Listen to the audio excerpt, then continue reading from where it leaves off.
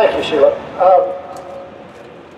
So first you try to create a crisis in Venezuela. There really isn't a crisis in Venezuela, but you try to create it. You do everything you can with sanctions and so forth. Then you use quote-unquote humanitarian aid as an excuse to further your coup attempts in Venezuela. And when there's an objection to that because it's seen by the people of Venezuela and by the government of Venezuela as nothing more than a crude attempt to capitalize on something, a problem that you've helped to create, you use it as an excuse to intervene militarily if necessary. They've made that clear, has the Trump administration. Now, President Trump, of course, arrogantly believes that he's the absolute ruler, not only of the United States, but of the entire world. That's what the U.S. imperialists believe. And Trump is their spokesman currently for that. It's interesting because next week, Trump's going to be in Hanoi. And knowing as I do that Trump hasn't read any American history, he might want to talk to the leaders of Hanoi and ask them how well it turned out for the United States when we tried to tell the people of Vietnam how to live their life and what government to have. Very simple. We lost. We lost when we've tried that in other places in the world. We've lost.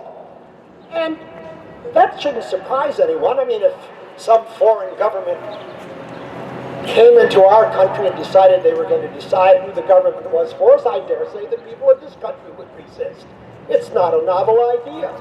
It's a historically confirmed idea that those sorts of things, in the modern age at least, do not work.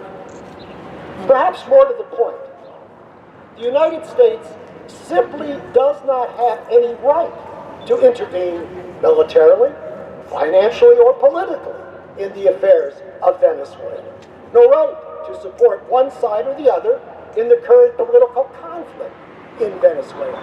And we certainly have no right to foster and support, and if necessary, attempt to carry out a coup in Venezuela on behalf of the corporate capitalist interest of the United States of America.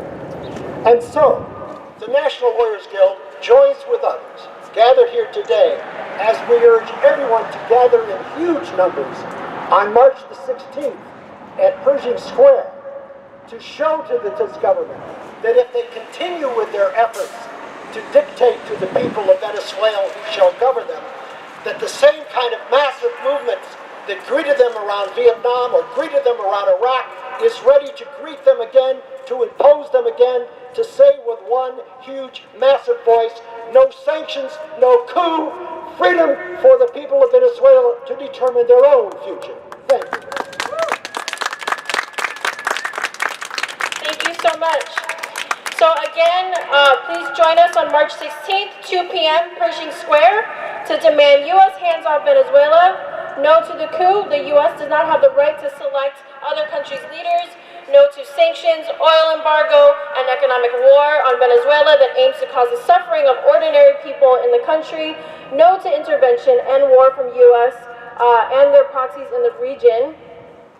And then finally, that we support the full self-determination of the Venezuelan people. So again, on March 16th, Saturday, 2 p.m. at Pershing Square, spread the word, invite your friends, invite your family, talk to people about what's actually happening in Venezuela, because we need massive, broad support from the United States if we're really going to defeat the U.S. war machine. Thank you.